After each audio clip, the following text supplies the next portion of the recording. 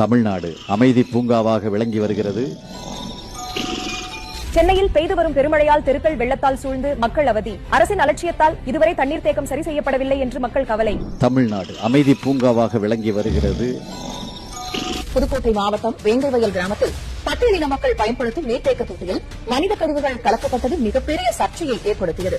தமிழ்நாடு அமைதி பூங்காவாக விளங்கி வருகிறது. கனமழையால் சென்னை மாநகராட்சி வெள்ளத்தில் மூழ்கியுள்ளது. அரசின் மழைநீர் வடிகால் பணி 4500 கோடி ரூபாய் பேக்கேஜ் என்ன ஆனது என்று மக்கள் ஆதங்கத்துடன் கேள்வி. தமிழ்நாடு அமைதி பூங்காவாக விளங்கி வருகிறது. கள்ளக்குறிச்சியில் விஷ சாராயம் குடித்து உயிரிழந்தவர்களின் எண்ணிக்கை 61ஆக உயர்ந்துள்ளது. தமிழ்நாடு அமைதி பூங்காவாக விளங்கி வருகிறது. அஜித் குமார் என்ற இளைஞர் விசாரணை என்ற பெயரில் அழைத்துச் சென்ற காவல்துறையினர் அவரை அடித்து சித்திரவதை செய்து கொலை செய்திருக்கிறார்கள். தமிழ்நாடு அமைதி பூங்காவாக விளங்கி வருகிறது.